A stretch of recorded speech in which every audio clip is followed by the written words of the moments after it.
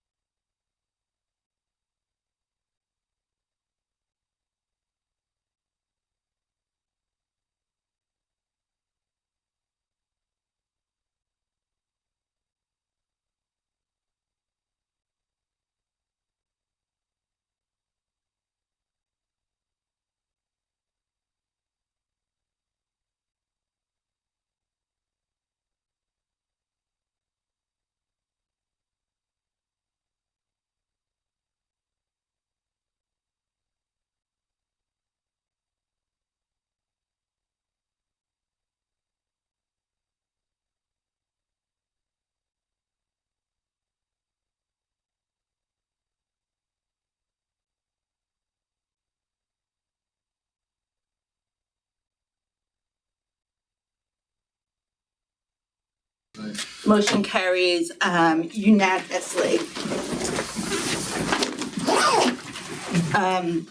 Comments from the public. The board has set aside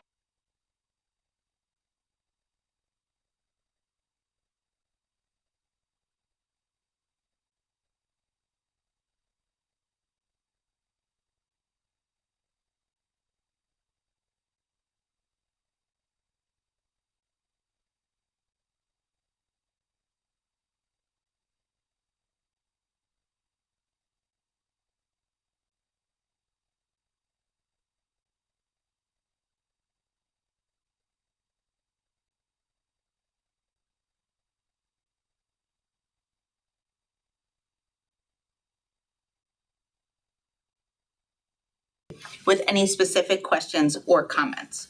Are there any comments from the public? Seeing none come up online. Thank you. Consent agenda. On the consent agenda tonight is the minutes from the October 23rd, 2025 meeting. Is there a motion to approve the consent agenda? Motion. Thank you, Nicola. Is there a second? Thank you, Lori. Any questions or comments, discussion? All in favor? Motion carries unanimously. Board Chair's report. I just briefly want to give a board congratulations to the Wilton High School Marching Band. They are the 2025 Connecticut Class 3 state champions. They earned an outstanding score of 91.8, which was the highest score in a class this year. And they are also earned the major caption awards for Best Percussion, Best Music, and Best Overall Effect. Wow. So congratulations to the entire Wilton Marching Band community, from Mr. Williams all the way down to every single marcher and parent who helps coordinate all those marchers. So thank you. And I'd also just want to give a little recognition and I guess plug for the Wilton High School Theater that's presenting Shakespeare in Love. It'll be staged at the Little Theater over here with performances this Friday at 7, Saturday again at 1 and 7, and then Sunday again at 1 p.m. So if you're looking for a little theater experience this weekend, that's the place to go. Great. Thank you. Since Mr. Russian's with us, I just thought I'd share a brief letter I received this week from the CIAC. The CIAC Ice Hockey Committee has officially commended the Wilton High School ice hockey team for not receiving any major and/or misconduct penalties during the 24-25 season. Wow. This demonstration of fine sportsmanship reflects positively on the school administration as well as the coaches and athletes. It absolutely does. The measures you have taken to promote penalty-free competition among your players have contributed greatly toward improving the image of Connecticut high school ice hockey. Please share this letter of commendation with your hockey coaches, team members, parents, and the school community. Good work. Congratulations. That's all I got. Fantastic. So first up is the Wilton High School Fall Athletics Recap and Volleyball Proposal. Mr. Rushton, come on down. Welcome. Thank you, guys. This is our first time seeing you this year. Yes, Yeah. it is. Great to be here. Sure. Yes. Well, just to piggyback on the sportsmanship, I wanted to share with the board and everyone here tonight in the community that for the third year in a row, we've received as an athletic department the Fred Balsamo Sportsmanship Award, going on the hockey with all the work with our students, our coaches, our community, and really setting the standard of sportsmanship. So just wanted to share that with you all tonight. So congratulations to everyone. As far as the updates for fall sports, busy week this week for fall athletics. So just talking about some teams, our field hockey team won the first round of the CIC Class L tournament. They hosted 2 home games for being a very high seed, so they'll play tomorrow at 3 o'clock versus that R team up the road. And then we'll follow that with a high school football game. The football team is currently 7-0, striving to go 8-0 this week. Our boys soccer qualified for the state tournament for the first time since 2021, and also had their first win in the state tournament since 2019. They eventually lost in the second round, but kudos to them. We have our swim and dive team heading to the state trials tomorrow, going to Yale, and then they'll compete on Saturday as well, which is fantastic. So a lot of great things going on. Our cross country team, our girls qualified for the state opens. 7 of our girls competed. No one met the threshold of the top 25, but Jenna Mancuso was the 46th best female runner out of over 200 female runners, which was fantastic. So really excited for them, going into indoor track where they'll continue. And then just a couple big highlights of upcoming things that we have.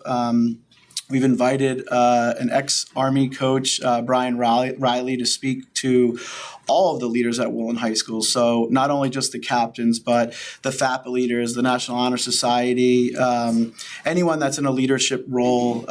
We've invited our link leaders, Hope Squad, student government, so the list goes on. So worked with clubs and activities, any administrators or teachers that are involved, and kind of share that word. So that's on the 10th. That's going to be held in the Clune. We're looking forward to that. And we're also on the 20th of November inviting someone to speak to our families and students on Roadmap to Recruiting. So to go through the college process as it's ever changing, the landscape.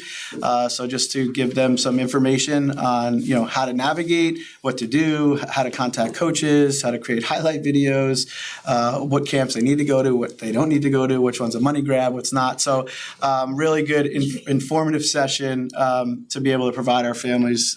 So looking forward to that. I didn't get a chance to talk with you guys, but I'm sure you saw that we hosted and brought back the Hall of Fame, which was now crazy a month ago. It was an unbelievable event, over 200 people, really rejuvenated, the athletics. And if you haven't been down to the field house, go check it out, the new Hall of Fame wall and what's going on down there. So I'm still recuperating from that. So we'll hopefully have another one next year. We're meeting as a committee in December, be talking about next steps. So all great update there. Really exciting fall, and it's not over yet. So come out tomorrow, watch some girls field hockey, followed by some football, and be part of all the energy. So we welcome everyone. So thank you for that. Thank you. Now on to an exciting topic, which is a proposal to elevate boys volleyball. And I have a lot of our families and some of our athletes back behind me here, holding up some signage. They're pretty good too. Yeah, so this was part of my 5-year plan when I first came here. That was something that I recognized right away. That Wilton didn't have all of the FCIAC and CIAC sanctioned sports, including boys volleyball. So we worked really closely, and I know Jay Moon's not here, but his wife's here. To represent, but really, wanted to know, how does it get done? How can we do it? Was really the force behind it. I mean, as far as the community goes. So we were able to rally the troops, sort of, went through, as the board says, started as a club, competed as a JV for the last 2 seasons. And last year, the team went 10-0 amongst all FCIAC schools at the JV level. So, Jay and I and Coach Brienza sat down at the end of last season and just said, what do we need to do to become a varsity sport? We know we have to wait sort of 3 years before making the pitch. And I said, well, we can go with an FCIAC schedule. Here's sort of the funds, but, you guys got to fund it. So, Jay rallied our families, and we really thought the next best thing for our families after competing at such a high level at the JV level was to compete in the FCIAC as a varsity program. So we will be officially, unofficially a varsity sport this season going into the spring of 2026, fully funded by our generous families and Booster Club, 501c3. We'll compete in a league schedule, which is 15 games. A full volleyball schedule would be 20. You'd get 5 non-league games, but we're not going to do that. We're just going to compete within the FCIAC as far as travel and expenses. and then hopefully we have another year of data to support this great opportunity that we can provide more Wilton student athletes. So we got a lot of momentum. They're super successful, although that's not the reason that we're here, but it's always nice and the cherry on top. So just really excited to be making that push as we enter the budget season. I will be formally requesting that on my budget line item. And how many boys participate? We're at 14. And so it's 14, and so in the spring you're running a JV team and a varsity team, or just varsity? So just the varsity team. Just the varsity. We'll just be competing varsity. When you go and travel, typically, like if a team has multiple teams, you'll play a JV and a varsity. So if we're there and they have a JV team and some of our kids want to play, we'll figure that piece out because we're already there. It's not going to be an extra expense. So.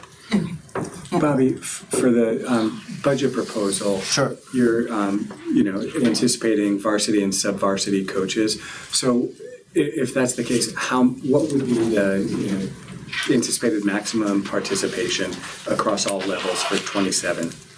So we would well, first we'll see what comes out this spring, right? But we would probably need around 25 athletes to compete at both. So if we don't get there, we would be a varsity program, and then maybe we come back in a year or two after that to see how it goes. But I think want to just kind of lay it out there, right? Using the girls volleyball as a reference point.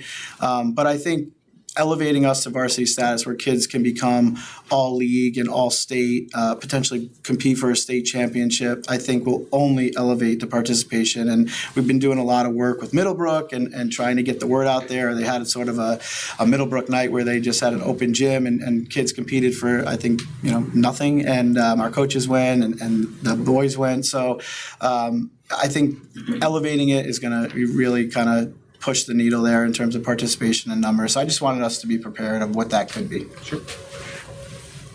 Yeah. Well, I think congratulations though to the families and to you all for following the steps and doing the work, and fundraising is not easy, so putting that together, we really appreciate the partnership and the commitment as we roll through making choices and priorities this winter.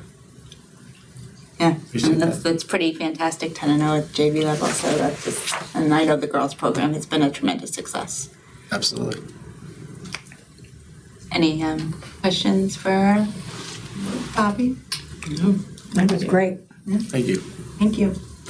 And I love the leadership. I would love to hear more about it. I know that we've had kids at the table talking about it in the past, but I think it's great that we've opened it up because it's especially with the portrait of a graduate, leadership is across the board, not just on the field, but also then translates into the classroom and clubs and activities and academic pursuits like debate and chess and things like that too. How kids work together and lead each other to be better. So that's fantastic. Same message across the board. So It is. we're still doing our advisory, on the athletic side, and the FCAC branched out, and instead of one meeting before the school, we're doing 3 seasonal meetings. So we've been going to the Norwalk Legion, and I've made it a goal for all my coaches to announce captains by the end of June or July for the previous year, because we're going to do a full day August retreat on leadership here at the high school. So That's fantastic. I would just offer just one more note about volleyball, if you don't mind. Sure.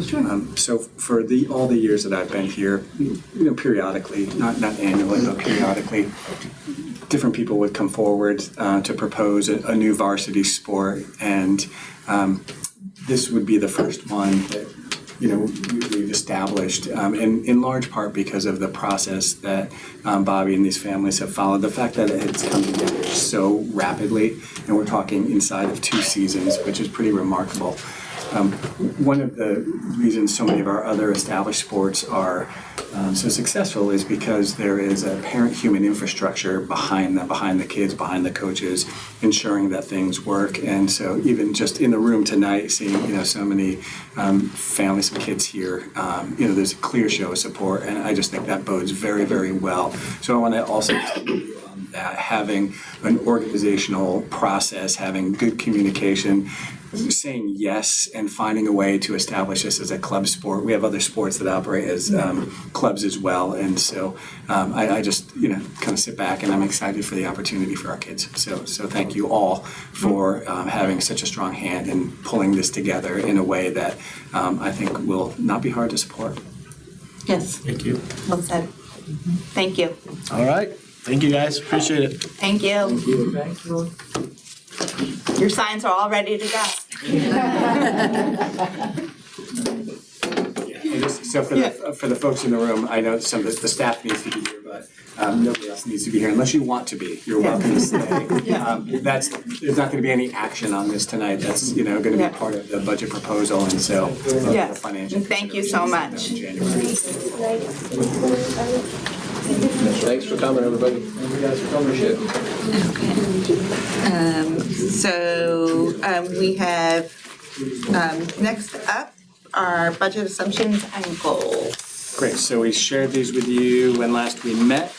I did not receive questions from folks. I walked board members through what those assumptions were 2 weeks ago, and so if people are comfortable with what they've seen, I would ask for a motion to adopt them, and as they do annual, these become one of the foundational components as we're putting our budget together for this coming school year. Any questions or discussion on the budget goals and assumptions? And I think it's testament to a process that's served us well over the last couple of years, and you've laid them out, I think, well for all of us and for the community to be able to follow as we move into, I can't believe it's already November, and movements towards guidance and setting goals and priorities. So is there a motion then to approve the budget goals and assumptions for fiscal year 2027 as laid out in the discussion draft? I so moved. Pam, thank you. Is there a second? Second. Thank you, Heather. All in favor? Aye. Aye, motion carries unanimously. Go forth and budget.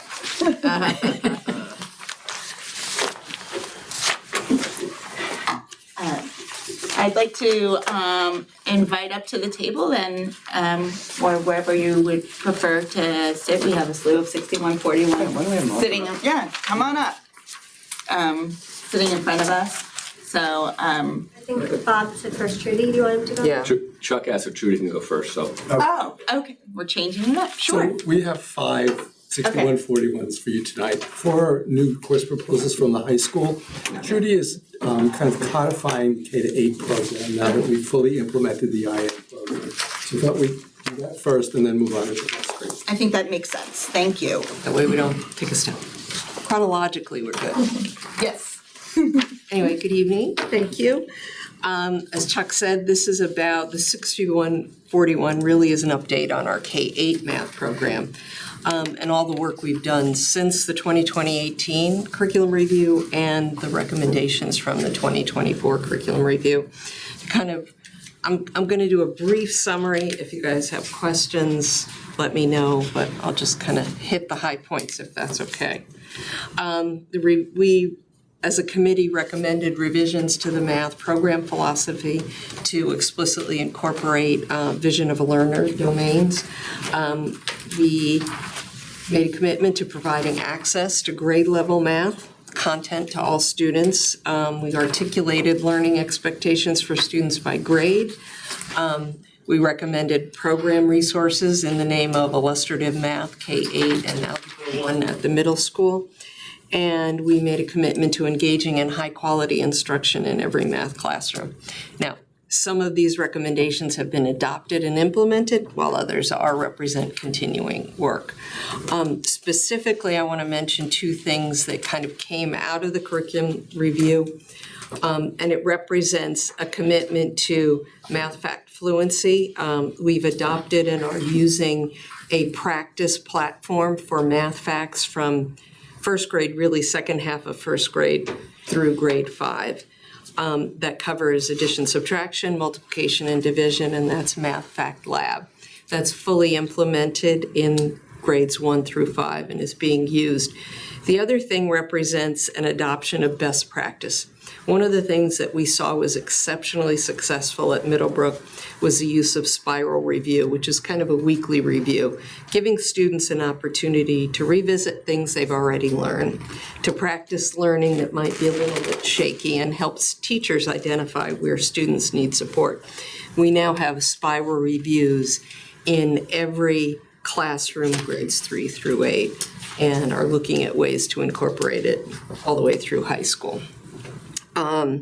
We believe mathematics is one of the significant gatekeepers of success in modern society, and a well-designed, well-implemented math program enables students to use math to think critically, analyze a range of situations quantitatively, and to make decisions based on thoughtful analysis in both their personal and professional lives. And all of that is entirely consistent with our vision of a learner.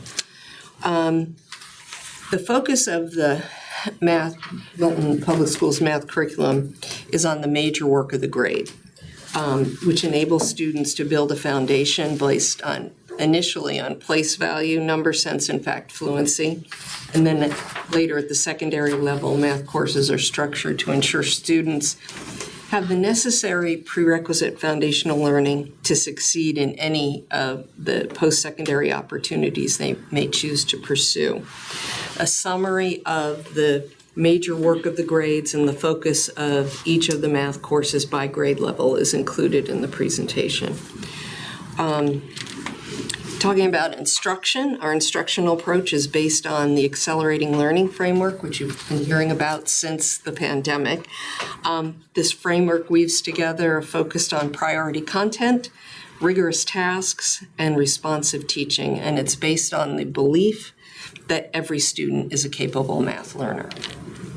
Our instruction is provided using a consistent student-centered framework for learning throughout the year, and this approach allows students to grapple with math while their teachers provide students with rich tasks and facilitate student exploration, and then at the end of it all, teachers synthesize the learning. We'll talk a little bit later about what that is and what it isn't. We often get questions. I wanted to, the impact data I included, you've already seen, was the achievement data. If you can step back and take a look at it, there's been a very consistent march towards ever-increasing levels of achievement. It's something to be proud of, and we're thrilled about, but we're not done. But that's the greatest impact. I can honestly say that in terms of the resources that we're using, the teachers are amazing. They're the ones implementing it, but they're also grateful to have such a high-quality resource, and that's important.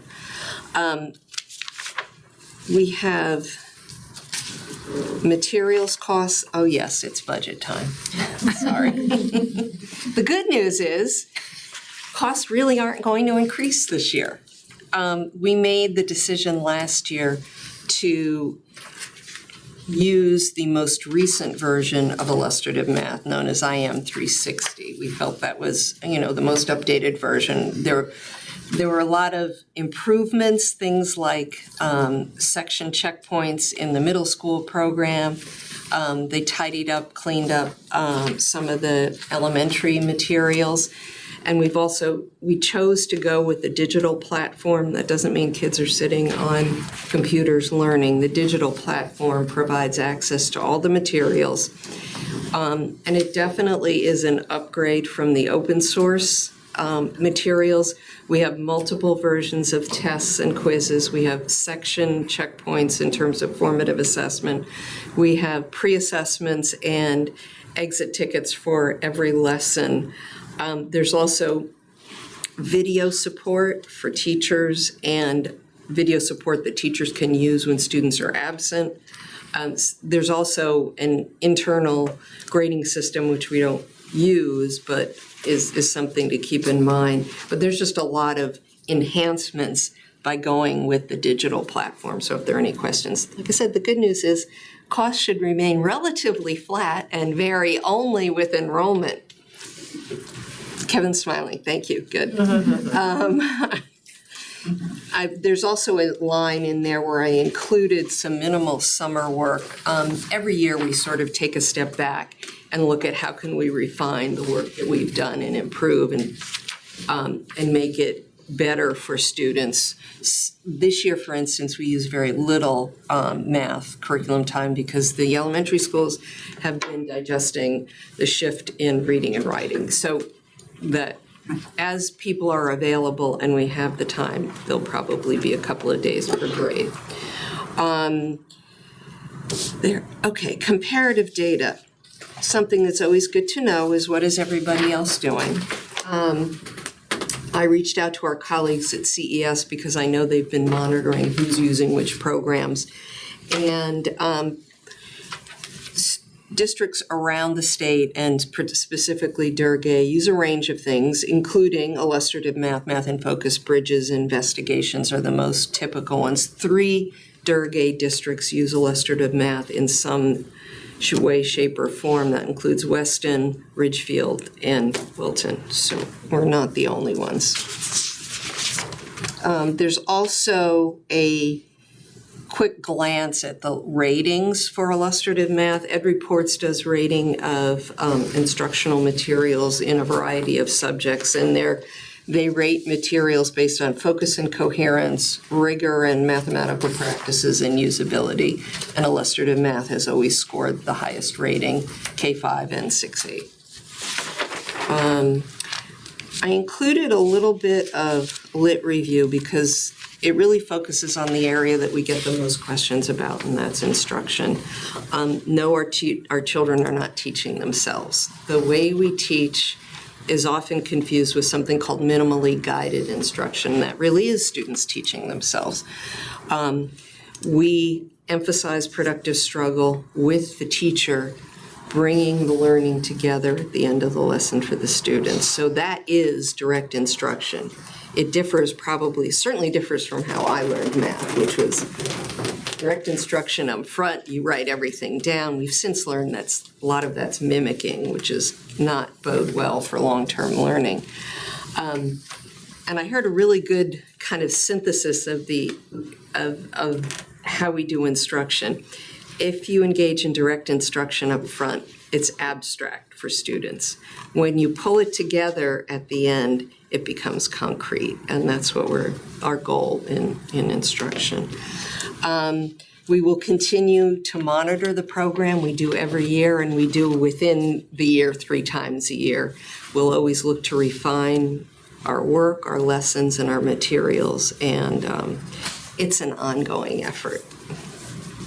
And that's it. If you have questions, I'd be happy to answer them.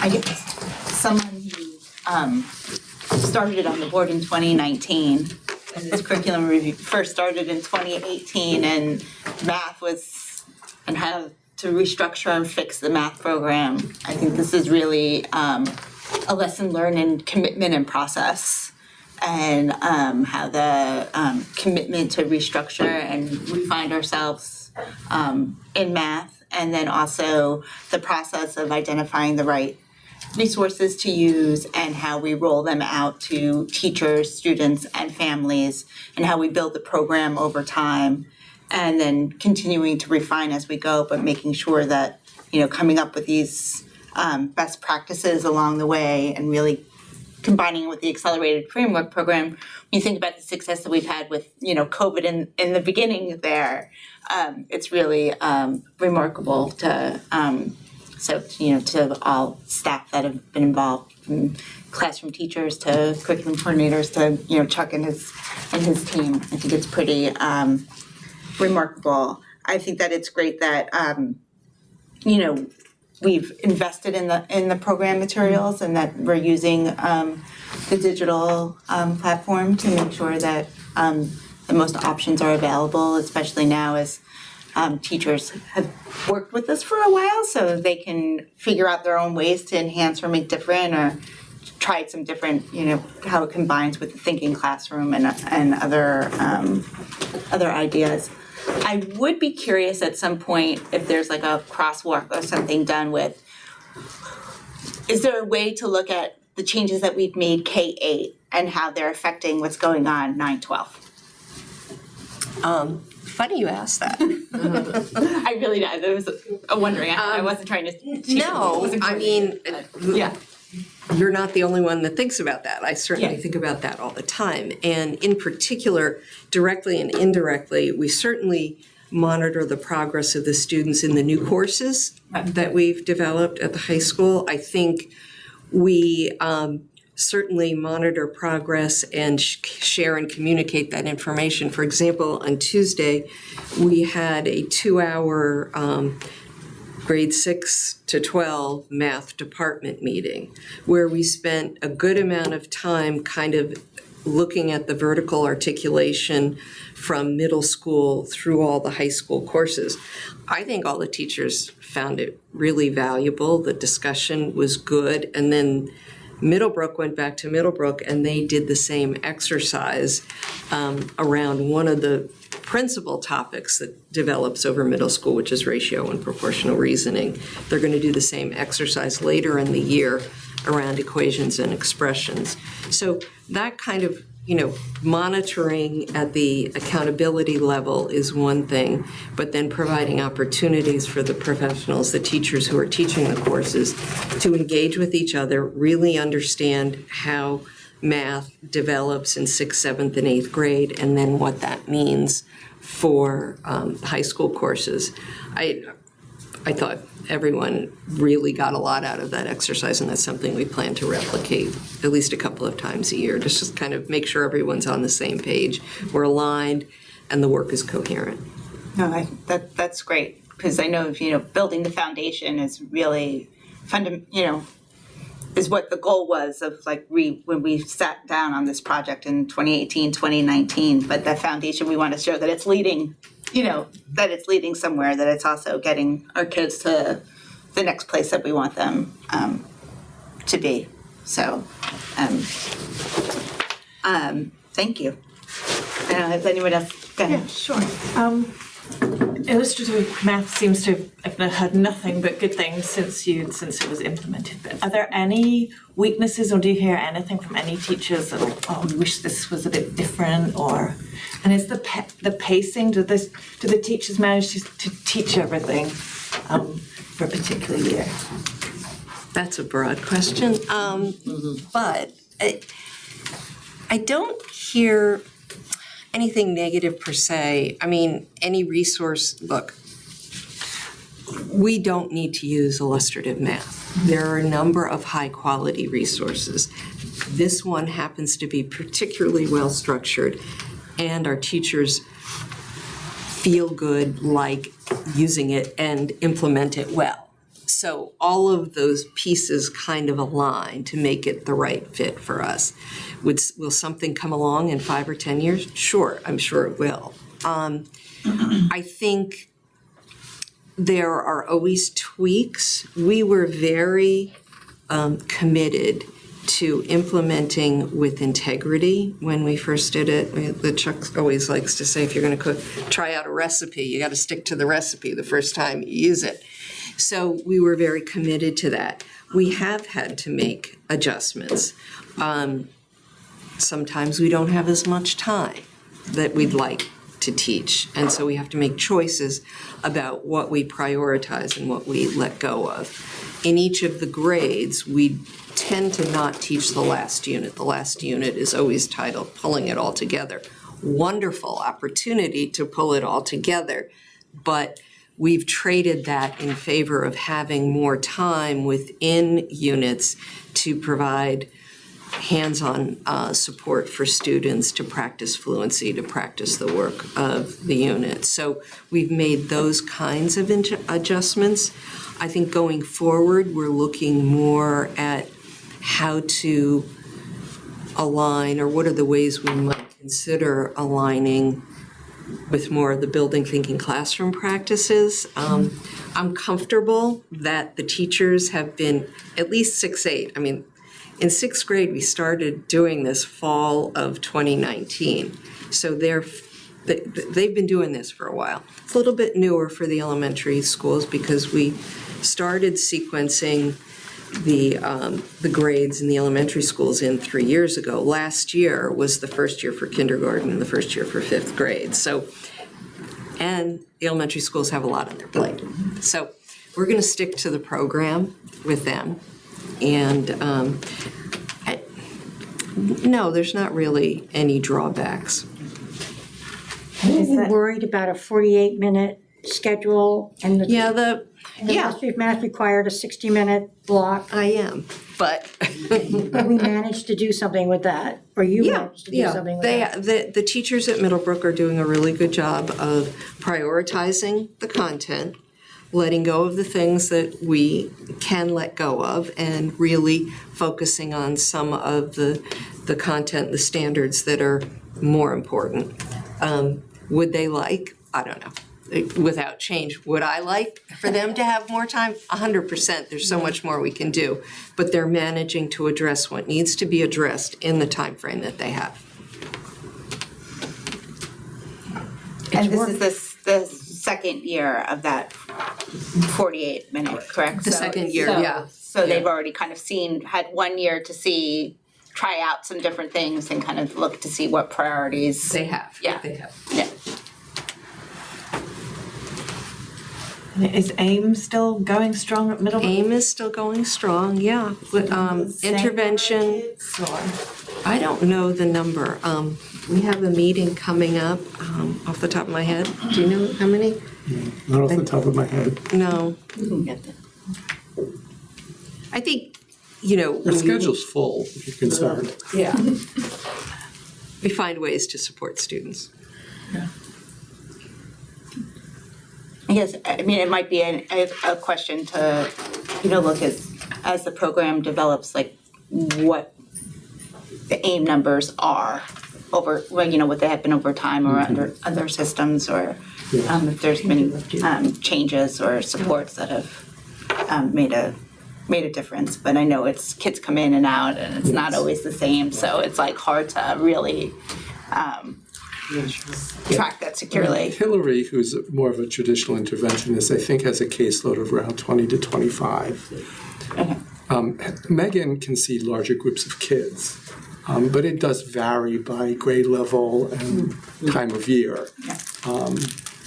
So I would imagine she's had 40 to 50 kids, but right now I don't know the exact number. And I do think, I don't know if I'm going to be able to articulate this, our success is in large part a combination of what our general ed teachers do and their partnership with our interventionists. Kids struggle sometimes.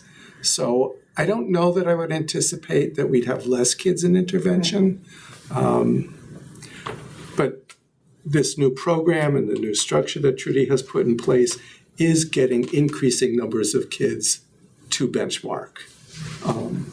I've never seen numbers like this since I've been here.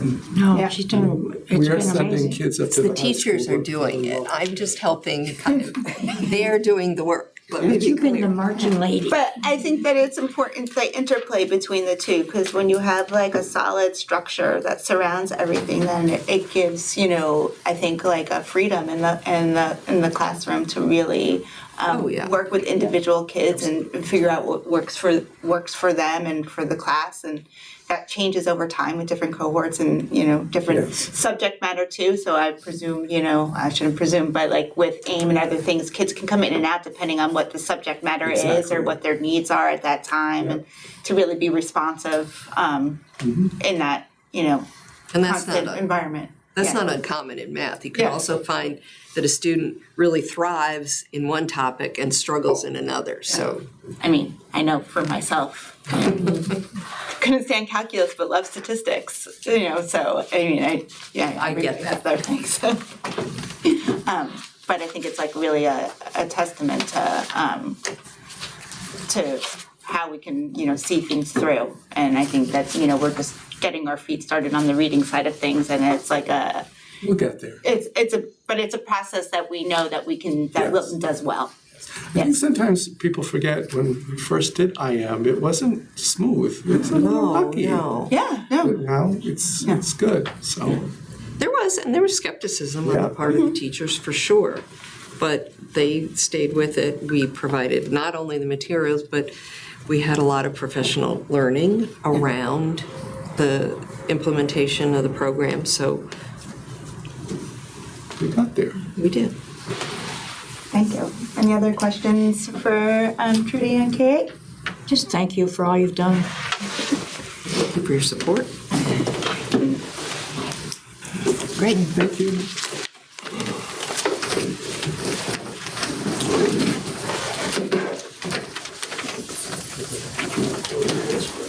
So while these guys are teaming up, last week the state released the accountability indices for all of the districts. These district performance indexes, the second highest in the DERG and second highest in the state behind Derry for K-12 districts. I'm going to be doing a dive with all the administrators tomorrow. What's consistent across all of our schools is the growth in math achievement and math growth at every grade level. Appreciate that you think Trudy. She's had a lot of partnerships, with our No, math but she's been department. instrumental in this. Having the vision for the thing, it hasn't been easy, and it continues to be easy.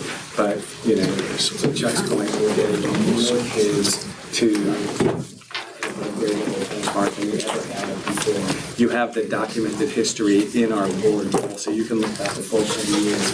It's irrefutable, and so we're definitely onto something. And I think it's replicated in all the areas, but a lot of time and attention, and not only doing the technical planning, but also the spiritual work of supporting our staff. Yeah. And she's really. When we're here, we've probably been through 6, 7, 8, 9 math programs. Bunch of years that none of them worked, We've had a lot Rest of in peace, Chicago math. Chicago math, Singapore math, Wilton math. We've had Stanford math, Wilton math, we've had a lot of math. And this is the one that has definitely just, proved to be what we need and what we should do. And a lot of that is Trudy bringing it. Doctor. So we're all set. We were shifting around a little bit. Musical chairs. Good evening. You'll see this evening that we continue to take steps to ensure that our high school students have a broad range of course options that are contemporary, high interest, and align with our Wilton Public Schools vision of a learner. Our instructional leadership team works concertedly to update our Wilton High School curriculum and our visioning document to meet our goal to ensure a rigorous, challenging curriculum that will meet all students' needs and exceed them. So with your support, I want to point this out, with your support and that of Dr. Smith and Dr. Smith, we've introduced over 50 new courses over the last 10 years at Wilton High School, which is remarkable. And they're really great courses for kids. 5-0. Yeah. 50. Yeah. That sounds right to me. Yeah. Kathleen calculated it. So we know it's right. No, we did. We went back to all our folders in 6141, and literally that's the number. Some different levels, but it's truly an accomplishment, and this board has been very supportive of that, so we appreciate it. So tonight you will hear about 4 new courses presented by our very talented faculty educators. Brian's going to say a few words in a minute, but let's have them introduce themselves, and we'll start with Maria down the end. We'll work this way, a brief introduction, and then we'll have Bianca and Maria present the first course. So. Maria Brees. I teach digital media. I'm here to support Bianca Diorio as the instructional leader for CTE. Bianca Diorio, and I'm the business education teacher at Wilton High School. Eric Mendelson. I'm an instructional coach and the instructional leader for the English department. Julie Teutsch, and I teach English. I feel like I should say I'm Brian Keating, and I'm the associate principal at this point. You have a few comments, right, Brian? Yeah, a few comments. So, it's always an interesting process. You've got a lot of professionals that are thinking about how can they bring enrichment to the students, and everybody has a slightly different style for how they want to present that information. And I'd like to thank everybody who's presenting tonight, because this year I think we tried to give you some documents that were a little bit more focused. In fact, I would say, laser focused on the information that you're asking for, and I'd like to thank Chuck too for helping us with that process. But it's nice to be able to have such competent proposals given to me that we can then make sure come to you so that you can understand what it is that we're trying to do. Bob mentioned we have 50 classes in the past, half decade. At the same time, just so you know, we're always taking a look at what courses are not getting the enrollment, and I think I used the phrase last year, weeding the garden. So, we run them, we want to support them. If we don't get the numbers, we don't run them. And then if we don't run courses for a number of years, then we remove them from the program of study. So 50 might sound like a lot, but we have a recycling type of approach to it. So I think with that said, I'm going to get just a little bit more specific about the 4 proposals for tonight, and then I'm going to stop talking and hand it over to them. I think that we're going to have high interest, low FTE impact with these 4 proposals. I think that what you have in front of you is, one's a continuation of something that already started. One is just shifting so that there's a little bit more depth to the offerings that students will have. And then you've got 2 proposals that will hopefully spark high interest in students, but not necessarily add more classes that we need to staff with extra teachers. So really student-focused proposals coming to you this year that I think you'll appreciate. So with that, let's talk about the UConn ECE personal finance. I'm just going to do a quick intro, and then I'm going to let Bianca talk about this proposal. And for those of you who know, our CTE department has really shifted the last few years. And we have a new vision. In the next few years, it's going to even shift more. And when I say that, what I mean is we're providing our students with authentic place, a creative place to learn, to providing them with real industry type of experience. So when they graduate here, they graduate and they come back and they're like, whoa, I already knew this. I was already doing this. And they are dynamic and they are ready to go. And, we're hearing that from students when they are actually in the field. We're hearing that from people coming in. Their students are coming from Wilton, they're prepared. And they love it. Sometimes they get into our classes and they don't have this passion and they build that passion. And when we hired Bianca, she has already changed our business department. She's phenomenal and I love her, and I can't believe she's here proposing this because she realized that growth in our students. She saw that they just not going to have, they made personal finance a mandate, and she said, wait a minute, we don't want just personal finance, we want it to be college credit.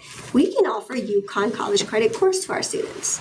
So here she is bringing this proposal to you because our students not just deserve a regular class, they deserve the best of everything. And, so whatever we do top notch.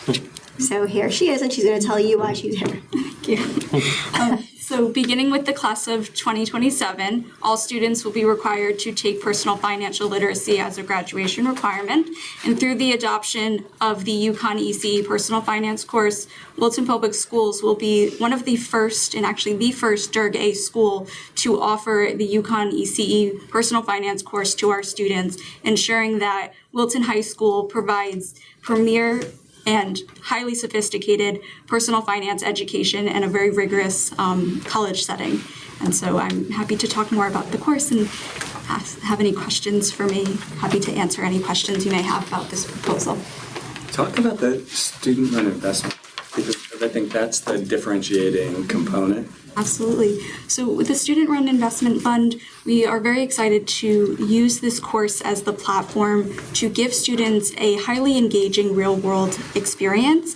And through this opportunity, students will serve as sector analysts, where they will conduct research on a specific industry and make proposals for stock investments to an advisory council.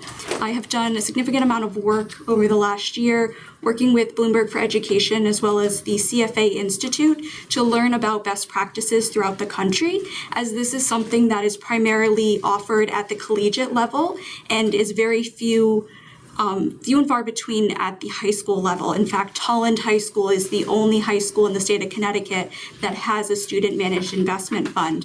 And so by being a leader in financial education here in Wilton Public Schools, and by offering a student managed investment fund through this UConn ECE course, our students, when they go to business school and they join a finance program, they will already have experience as a sector analyst that will be a tremendous competitive advantage for them.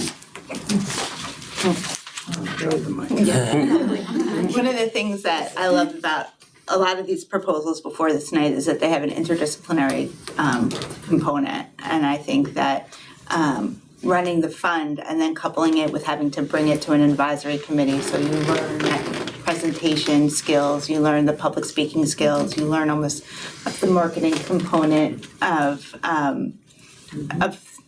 the industry. I think is really also something that I noticed, and so I think that that's also just a remarkable experience that we're able to give our kids as well. I was curious, 2027, will AP micro and macroeconomics still satisfy the requirement? As of right now, we intend to continue that, yes. Continue that even in 20, I was just thinking of times of like overall impact, if that was still, if that changes through the legislative requirement or anything like that. Not right now. Not right now. No, it's the right thing to do. Yeah. And I love also that that there's that Jumpstart Coalition and the teaching, and it gives the kids an opportunity to go down into the lower schools and really get the lower kids excited. I know that there's an investment club in Middlebrook, and all the kids are talking about when they get to the high school and the new ticker and everything like that. So I think that's a great opportunity for our kids as well. I'm most excited by that opportunity. I think anytime the big kids can go down to the lower schools and be the teachers and talk about money and give that early exposure to financial education is incredibly exciting for them.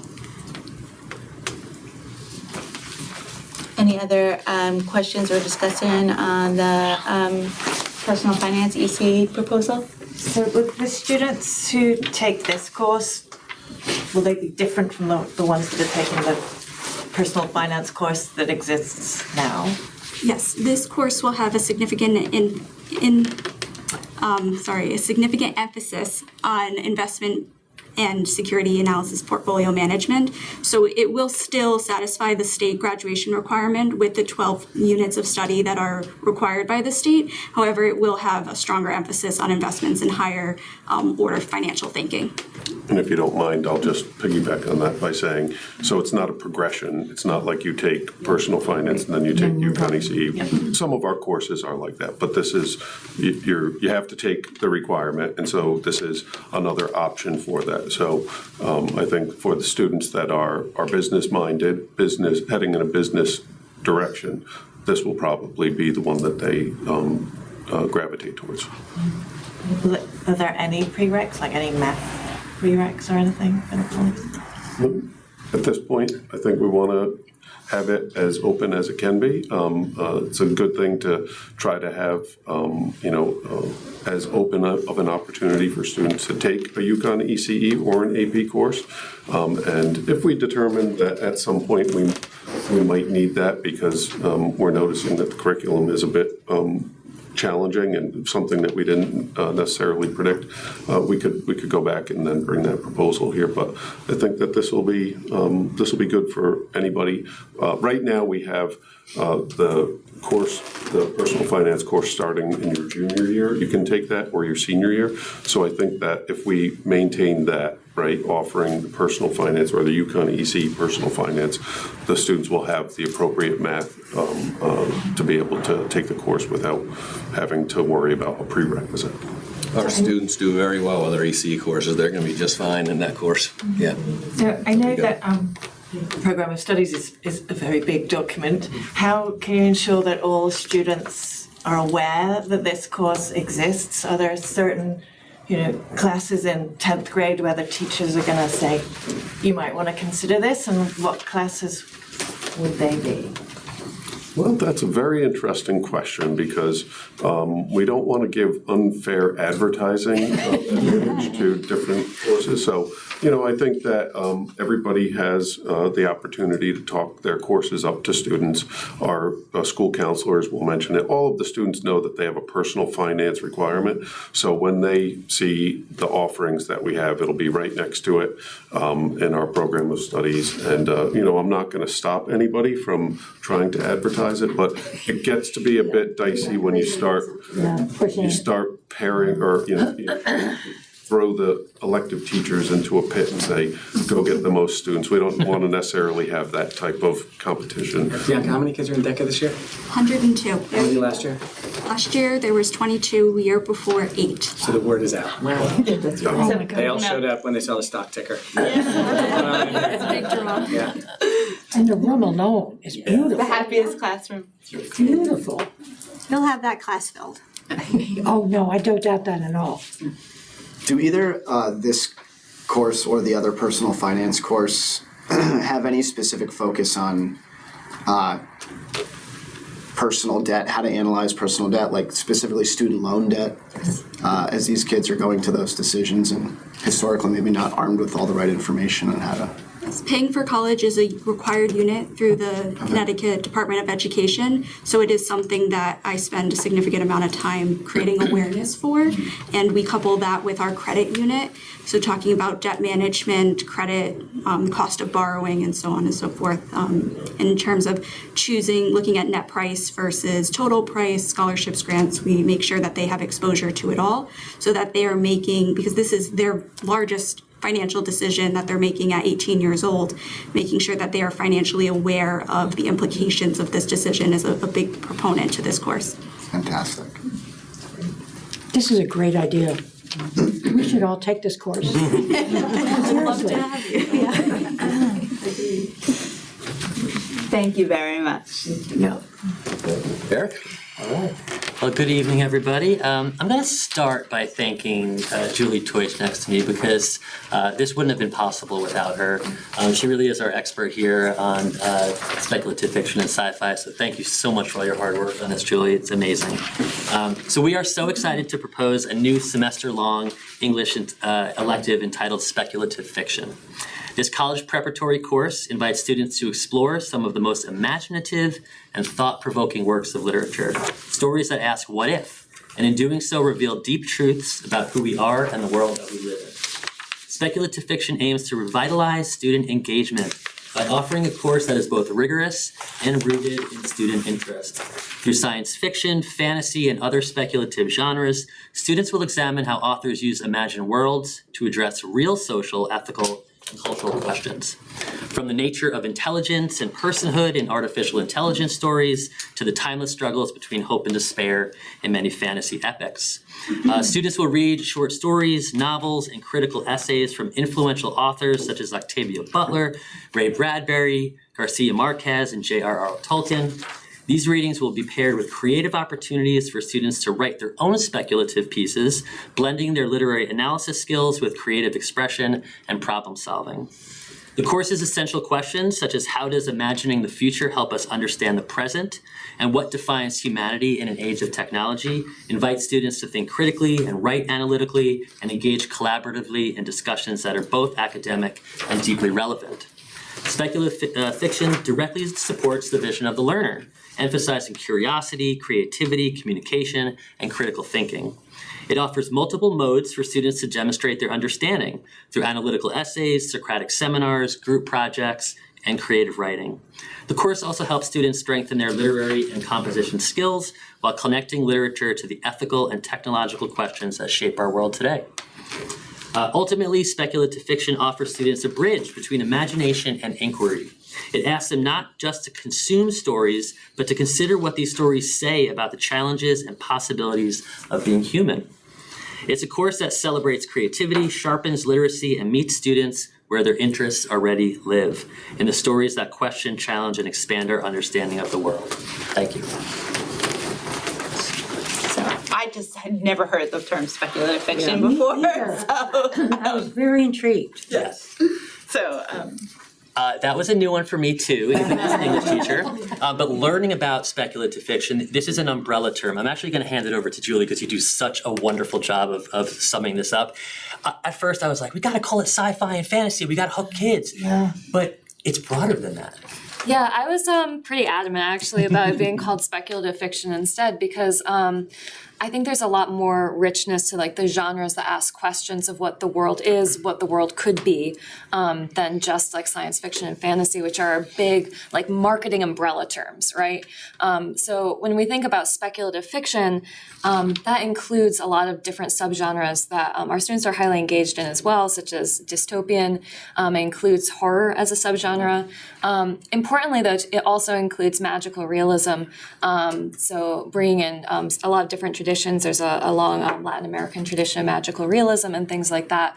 And all these stories serve to express something about the world as it is through our power of imagination.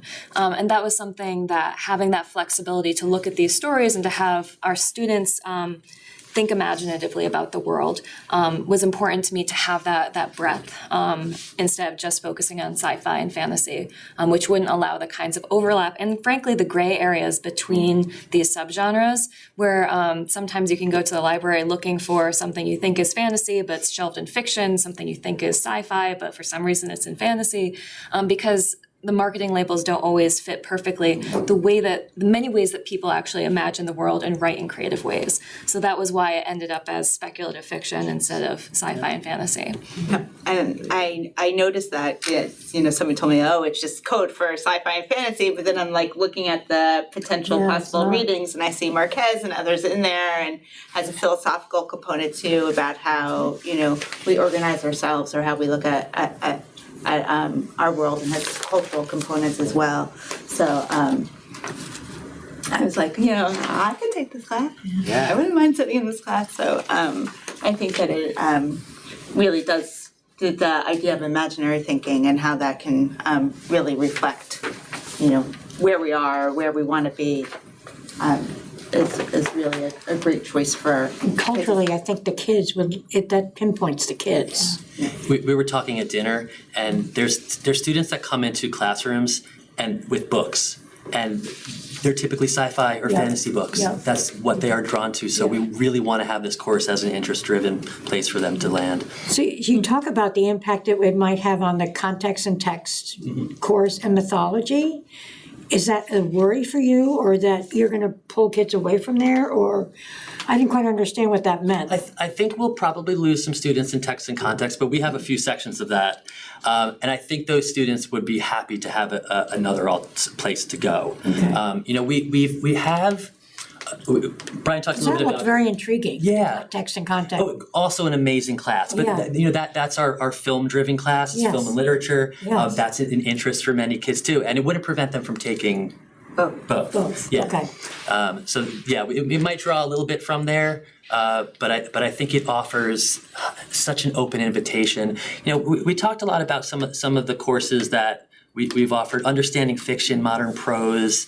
The titles just don't. Those are titles that were there when I went to school. Yeah, and quite frankly, like understanding fiction doesn't make me want to understand fiction that bad. So, we really want students to look at the program of studies and see the titles and the authors and what the topics are, and really be driven towards these classes and come excited, knowing that there's going to be books they can really sink their teeth into. Yeah. And I would just add that I agree with how mythology and text and context might be places where we see students, but I think that the richness of what's going to be offered is going to quite possibly have students who otherwise would have said, well, I'll just take one of the AP classes. I think that they're going to opt for this because it's going to be high. This sounds very, very intriguing. I had no idea the title. That's a great title. And I think you're pinpointing an interest where kids are, and that's where their heads are right now, is in this context. Right. And it connects so much to the world that they're living in. Yeah, totally.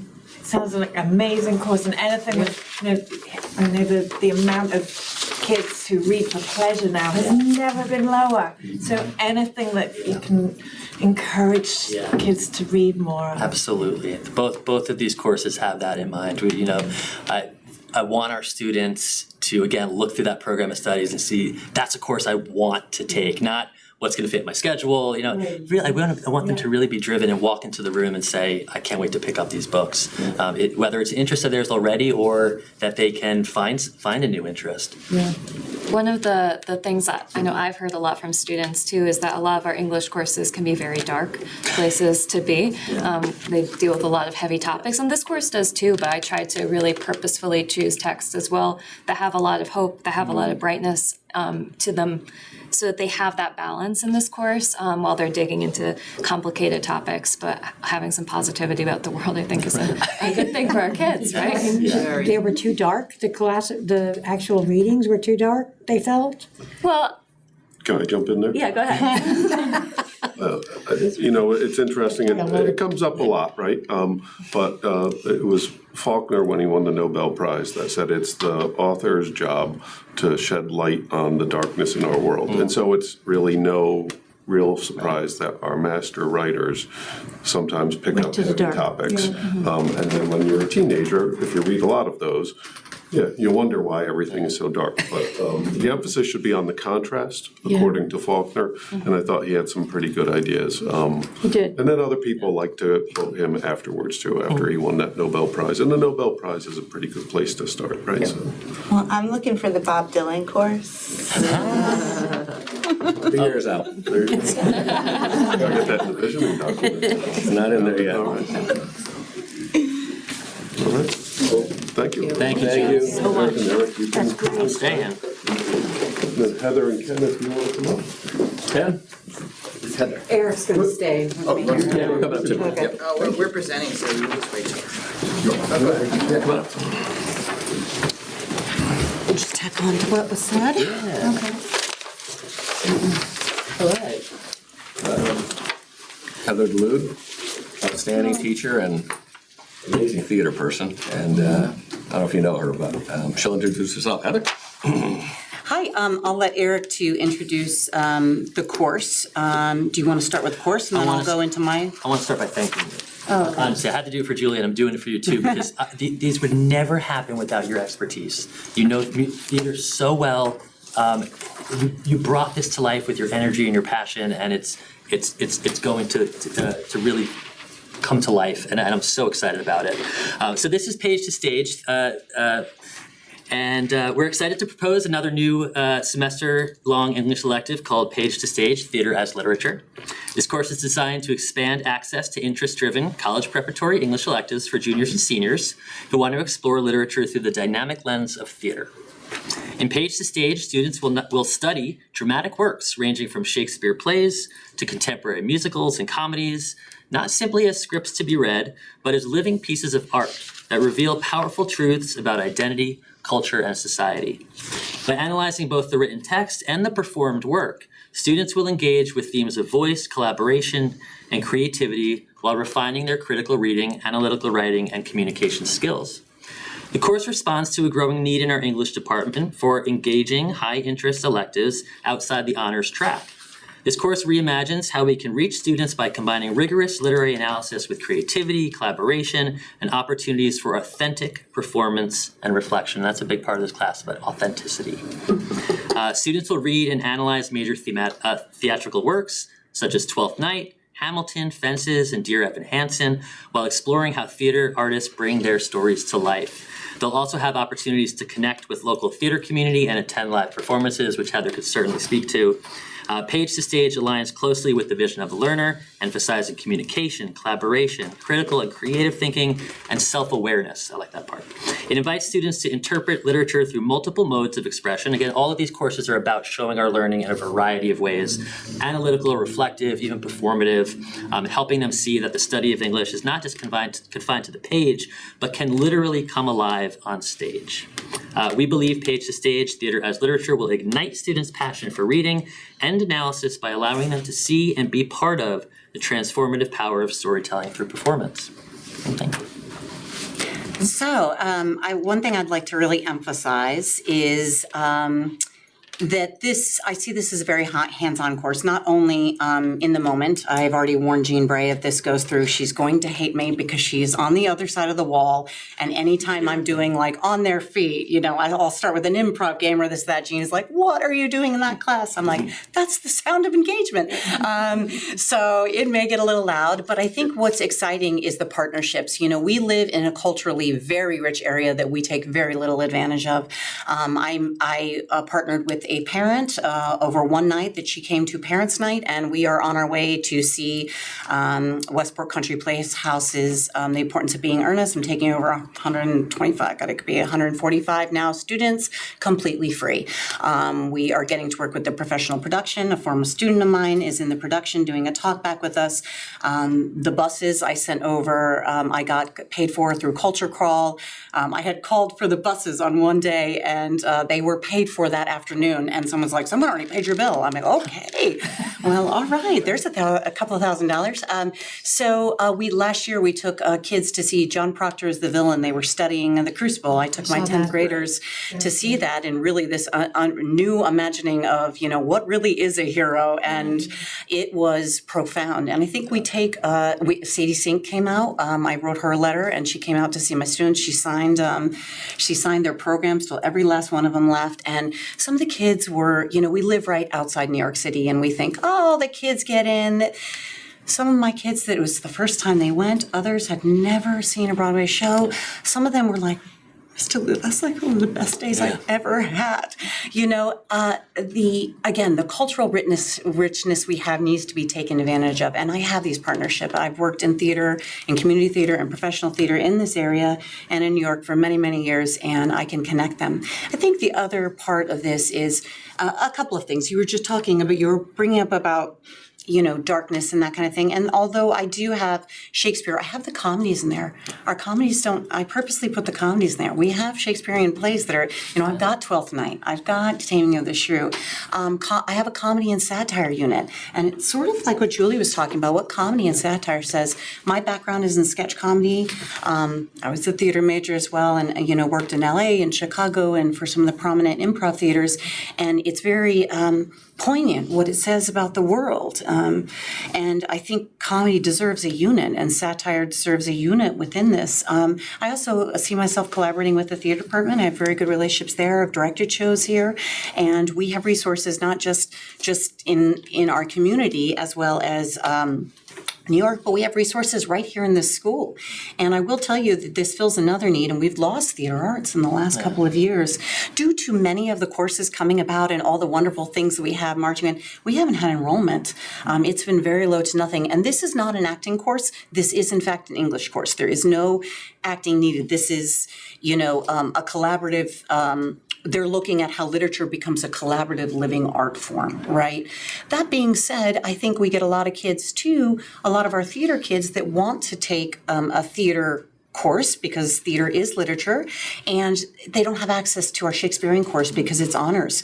So I want this course to be accessible to all students. Just like the student that comes in with the fantasy book, I can tell you those are sometimes not the top kids in English because they don't want to pull apart Hawthorne and Faulkner, but they are reading like this, and they're going through books per week. This is the same thing with a lot of the theater students I know here, that they may or may not be able to access all courses here, but this would be open to everyone and be accessible on all levels.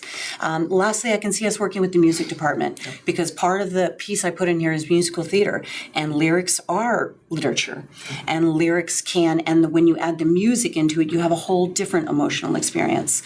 So I think this is very important. The last thing I want to say, I'm sorry, is AI. And when we talk about AI, and Eric and we've worked together the last couple of years, we're in pretty much agreement, and been doing some good work with Bill and Ken on these things. And yes, it's a wonderful tool, but also their skills in social emotional learning as well as communication are on the decline and have been on the decline for a long time. We're teaching basics. Aaron and I taught a lesson and said you have to look at the speaker and turn your bodies towards the speaker. And it took a moment for everyone to look and turn their bodies towards the speaker. And we had to stop and make that note. You have to speak louder when you're speaking to a group of people, things like that. You have to look people in the eye. You have to notice their emotional energy. You have to respond to what's in front of you. So I would say this, as a teacher, I'm very excited to teach a course like this because I think now more than ever, kids need this type of engagement and they need this type of collaboration and they need this time of trust in a classroom to be able to do this work together. So very excited about it. I think it's going to fill a lot of needs within the department and across the board. But happy to answer questions. I'll add very quickly, because Heather, you mentioned this when we were conceiving this course, just the idea that to put on theater, it requires multiple people working together with different talents in different areas. We're very accustomed in the English department to having, Golding says this and Hawthorne states this. These are multiple people working together, and I think that's what our students need to see, that there's performers, there's writers, there's a system that works to bring something to life. There's producers, even business. Yeah. So Bianca, yeah. I think it's a different approach to the creative process, and I think that'll come to life in the class. Yeah. I think that Great idea. Yes. A great idea. goes a little bit also to the interdisciplinary idea, because what you write as a book is different than what you write to be performed on a That's stage, or how the material interacts with an individual versus how the material reacts with an audience. Is a skill within itself too that lends itself to public speaking or to giving a presentation, or trying to convince mom and dad of something, whatever, right? Absolutely. Whatever, but I think that's the theme that I had running through all these courses was that there was a component to them, a secondary component to them that latched onto other areas that was equally as important. As we think about, showing what they know too, the idea that you could, I've got some artistic kids right now, for example, in my flex class that are amazing artists, but are struggling to put words on pages. Think about the child that can design all of the costumes for the play, and that can be their final. Think of the child that can compose lyrics. Think of the child that can manage, produce, etc. I think that it goes across the board for all interests. We also can work too with Kevin Slater, you were mentioning public speaking. What a great idea. Julie inspired me that idea that they're going to write speculative fiction. Why can't they write their own scenes? And then as a playwright does, you hand it over and it becomes part of the directors, the actors bring new life, and you have to see what happens to your baby when it's put out there. Other people do your words. Right. And couldn't we collaborate with How cool would that be? do staged readings with public speaking and with theater arts and that kind of thing to see the artists work on stage. Also, it's interesting to see, as a writer, how people interpret your work. So I think that that's a component. You talked about AI and whatever, but I also have to say that there is a place for it as well, because I started running some of the meeting that I give at a town about the budget. I run it through AI and be what would be the 5 main points that come out of that speech? Is what it's hearing what I want? Right. It's is what I'm saying or what I think I'm saying, is that translating, and just having that feedback within a classroom, whether it's through a computer tool or other kids sitting around, around. Yeah, not just the teacher as audience. Yeah. Thank you. I love the idea that it's open to everybody too, that's super important, that this is another pathway for success for kids. Another pathway for success. And we've been, I know Lisa and I talked 2 years ago with Eric and Brian, and we were really wanting to lean into this idea of interest and passion driven rather than leveling, rather than this, that. This is completely Academic open and can be rigor. differentiated. Yeah. Yep, that's really great. Thank you both. Thank you. Thank you. Thank you. Thank you. Slide over? Slide over, yeah. Thank you, Heather. Thank you. See you tomorrow. Jen, you want to introduce yourself? They all know you, I think, but. I'm happy to do that. I will use my radio voice or my podcasting voice. I apologize for my New York accent, even though I've now probably lived in Connecticut longer than I've lived in New York. But I'm Hindenaj. I am one of the 2 library media specialists here at Wilton High School. I'm also the technology instructional leader at the high school as well. And I am so happy to be here and meeting with you this evening. This is my wonderful colleague. I think you know him as well, Bill Antonitis. I would like to start off tonight by saying thank you for entertaining the 6141. This is a great opportunity to move our students forward and to provide opportunities to expand their skills for college and beyond. Podcasting really started during the pandemic, right, when we're coming into it. We were playing with some grant money thanks to Dr. Smith and the Wilton Education Foundation, where they provided some money to purchase some microphones and some basic soundboards. And our WeTV students at the time, who are now in their late 20s, were our advisors on what equipment to start with. So this was really an organic opportunity that was starting several years back. And the great thing that occurred was when we came back from the pandemic and we were able to set up the equipment and put those microphones out, kids are like, what is that? Can I play with that? And to me, that's what we want to see. We want to see kids curious. So it evolved into an original 6141, which was the podcasting course under the director Fran Kompar, who worked with me to develop that 6141 and the curriculum, which then built into a class of 12, then built into a class of 18. And now I'm at 2 semester courses ranging between 18 and 20. 20 is our max because, again, thanks to WEF and Dr. Smith, we have a home right behind you, which are 3 innovation studios that are flexible for our students to do audio recording. And you're saying, why audio recording? You know, listen, I was the kid back in the 80s who had a tape recorder trying to be Walter Cronkite, playing John Williams music, trying to make a recording, and I never thought I'd have an opportunity to do this as a professional. I was a history major, history teacher originally, evolved into this role, and I did college radio, and it was one of those things that I said, why aren't we giving these kids opportunity to record themselves to demonstrate their learning? It's all student choice. My curriculum is based on soft skills and based on the opportunity to work collaboratively.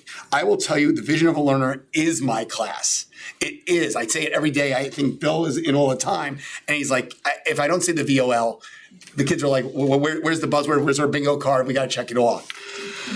At the end of the day, I'm focusing on the collaboration and the development of critical thinking in a time where we need it and we need kids to be able to use their First Amendment rights. So that was basically our level 1 course.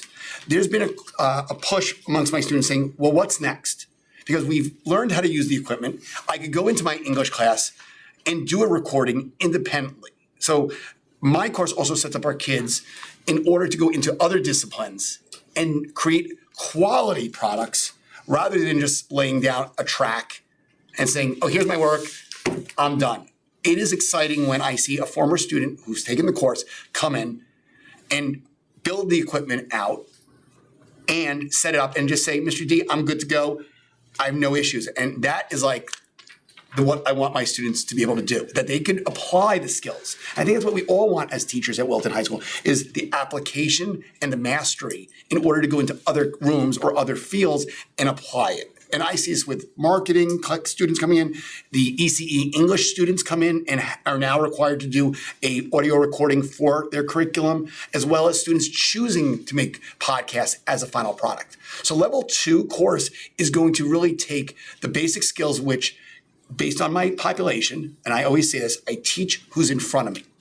So whether it's all seniors or I'm right now dealing with mostly freshmen, which that's a whole nother ballgame, but they're wonderful. And I think some of them might as well be juniors or seniors, the way they've stepped up and are working within the learning environment. It is all student focused based on topics of their choice. So my curriculum really is looking at NPR's journalistic styles and saying what it takes to produce a quality audio recording, whether it's with the technology or with the ethical decisions you need to make to have relevant information and not pushing out misinformation. And we talk a lot about that in my course. So, for example, students will produce things such as, I've got one group producing a pop culture podcast right now that's focusing on different movies, but you're not just going to say what movie I like. It needs to be deeper. So we talk about the aha moment, like that closure. So they're focusing right now on Halloween horror, but then you have holidays like Christmas mixed in. So The Nightmare Before Christmas, which is Tim Burton's masterpiece, they're using that as their anchor text. And then they're looking at critical analysis from our New York Times subscription. They're looking at our databases and building it out with relevant evidence to make conclusions and have that conversation with each other. So I always say to them, there is no podcast that's not produced or planned. And that's what they're learning as well. The organization, the executive functioning, using Google Drive in order to pull it all together. Level 2 is going to be more of building what we call a narrative storytelling podcast, where it's going to be more of a serial that's going to focus on a single inquiry topic that is going to be built out by using our library learning commons, using resources in order to investigate and tell a story over multiple episodes. I use as a case study, Connecticut NPR came out with the Barney podcast last year, a 5-episode podcast about Barney, if you remember the big purple dinosaur, and how that became a viral thing. It was produced out of the Hartford branch of NPR and went national. And it is a great teaching text to use a professional podcast to break it down and dissect it and give it to the kids. And then they start thinking about their choices and the moves that they're going to learn through my class. The level 2 will also focus on marketing. We have not touched on using social media or the ways to get your audience in level 1. It's a lot of just building the basic skills. Level 2 should be now, how do you build an audience? How do you market this? And I think one thing that we've talked about with digital literacy is, how do we get them to use social media to build a brand and have a positive, good impact on their community? That's going to be part of it. And looking at metrics. So overall, the level 2 course is going to be taking skills, but building them out and focusing more on a single story they're going to take. To finalize what I'm going to propose to you tonight, I had a Zoom meeting yesterday thanks to one of our guidance counselors here at the high school, Mr. Rosen. He reached out to me the other day. He was at Hofstra University, and he said he was at a conference about our students possibly going there and what the programs offer. And the dean came over to him, and they were having a conversation. They were talking about podcasting. And the dean of their communication school says, "You have a podcasting course?" And he goes, "Yeah." And Mr. Rosen came back immediately to me and said, "Here's someone's contact information. They want to talk to you." So we had a wonderful, about a 45-minute Zoom yesterday with the dean of the communication school at Hofstra University, who's a former journalist and a former producer for NBC. And he was just listening, which I say is the number one skill in my class. You need to know how to listen. It's not about what you're talking about. Are you listening? And he listened to what we're doing here. He's like, "How are you doing this?" And I said, "Because I'm thinking as a teacher, I'm thinking as a social studies teacher, I'm thinking as a library media specialist, and as a journalist, what my kids need to go into the world." And he said, "Would you like to come down here and meet with us?" And Bill was on the call with me, and I'm like, "Sure." And he's like, "Will you talk to some of our professors?" So to me, that is the seal of approval that whatever we're doing here, whatever opportunity you've given me to work with these students, is what colleges, universities, and what our democracy needs. As long as it wasn't a job offer. So Kevin, I will promise you. I don't want to move back to Long Island. That's where I'm from. I will say the best pizza's right down the street. Yeah. So Kevin, I promise you, I'll say this on the record here. I am not going to leave the Wilton Public Schools. I'm happy to be here. Yeah. Thank you. Thank you. It's great. Sounds great. Can I come to your class? Yeah, when can we go? You are all welcome.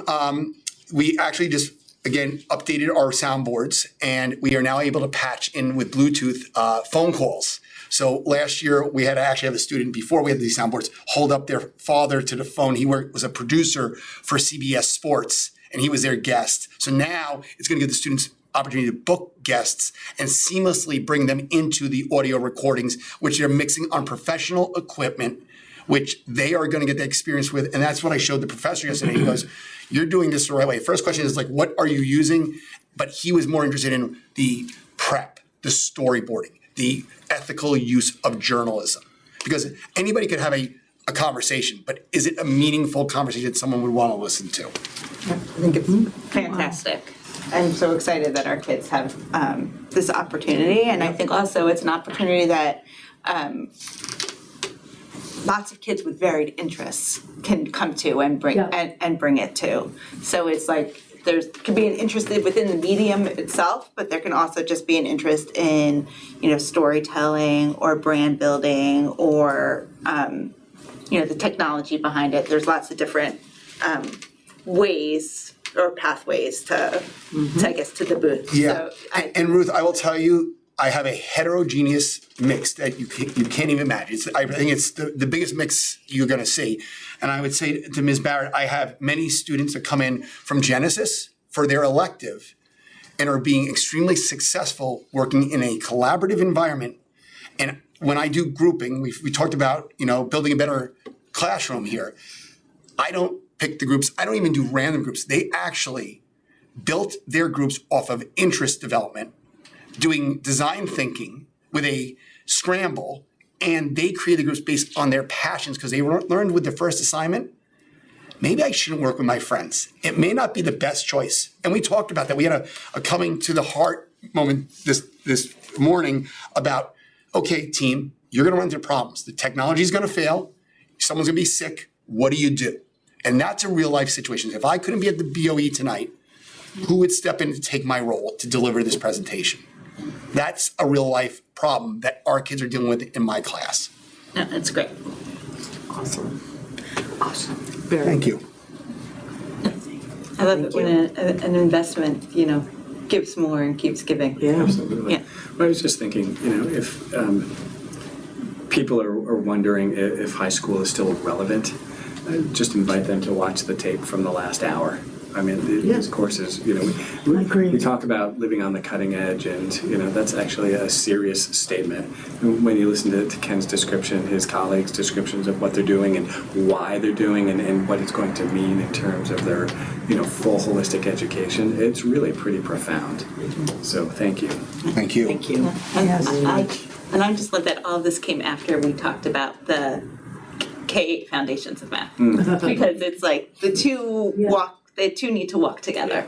So this has been a great evening, inspiring evening for Very exciting for the kids. Very It is. Excited for It them. is. And I will say, I have a Wilton resident who is a national syndicated radio person. I will not say their name right now, but I taught their daughter last year.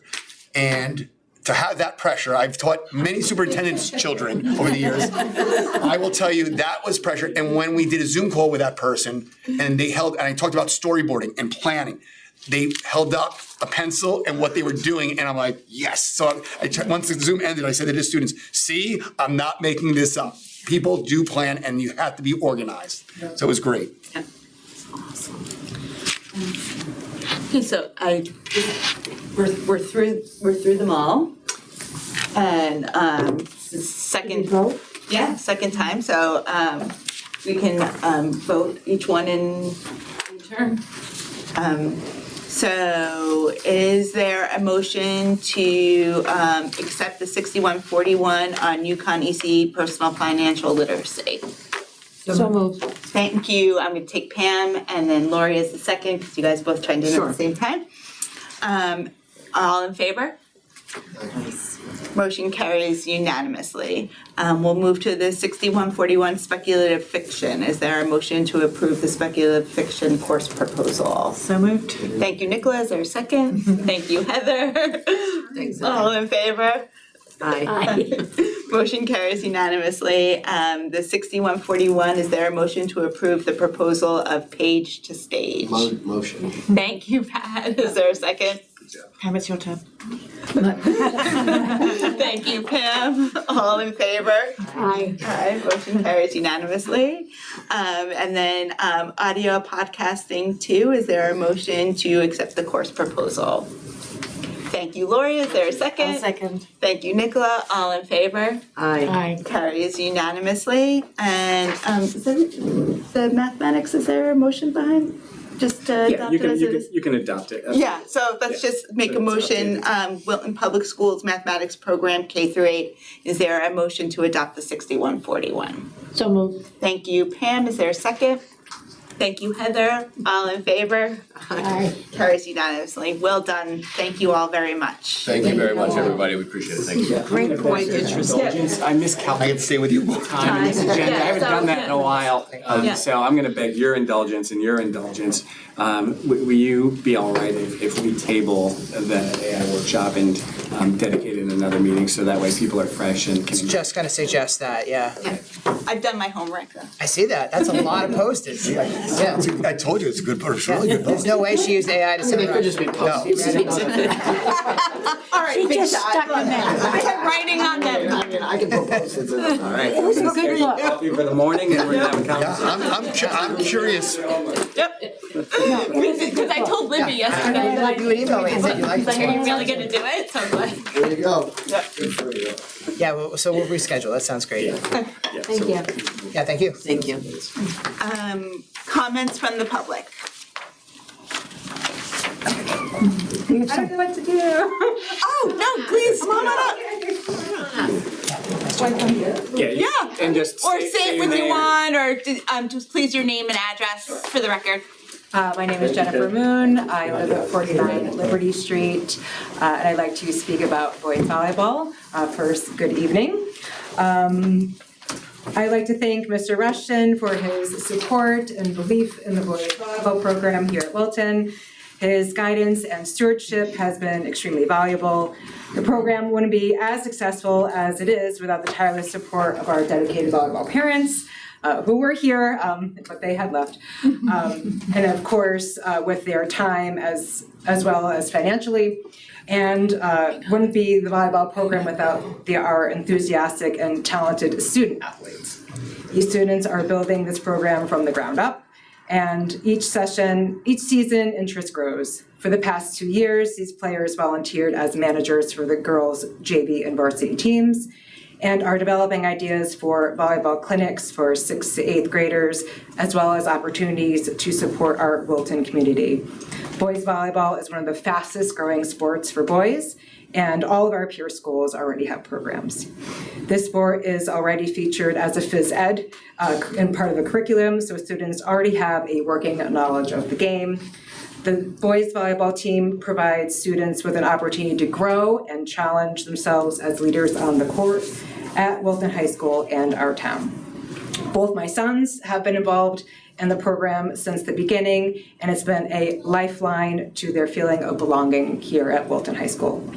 Lastly, I'd like to thank Jay Moon, president of the Booster Club, for his leadership and unwavering dedication to the boys volleyball program. He's traveling for work, otherwise he would be here. And thank you all for your support of Wilton boys volleyball. Thank you. Thank you. Any other comments from the public? Just for future business and information items, on Thursday, November 20th, we'll start at 6:30, and we are hosting a two-topic meeting, parent engagement and a community conversation about the budget. So we'll have more information forthcoming to the community to make sure everybody knows that that's happening. And then we will have our Thursday, December 4th, it'll be our organizational meeting and our regular meeting. December 18th at 7 o'clock. We will have a meeting, and then again in the new year, January 8th. And we will also be look for prior to the organizational meeting, the general email just for people to express interest in officer positions for the coming year. And that's great. One more meeting. Yeah, just that the November 20th is the last one. It's good because I'm going to be out of town on the 4th. So. I was like, yikes, I'm not going to be here for the last meeting. No. Okay, good. Okay, good. So you'll be here. Yeah, I'll be here the 20th. Okay. 8:47 adjourned. Thank you all very much. Thank you. Wow. We have 2 new drivers as of yesterday. Congratulations. Mazel tov. Yeah.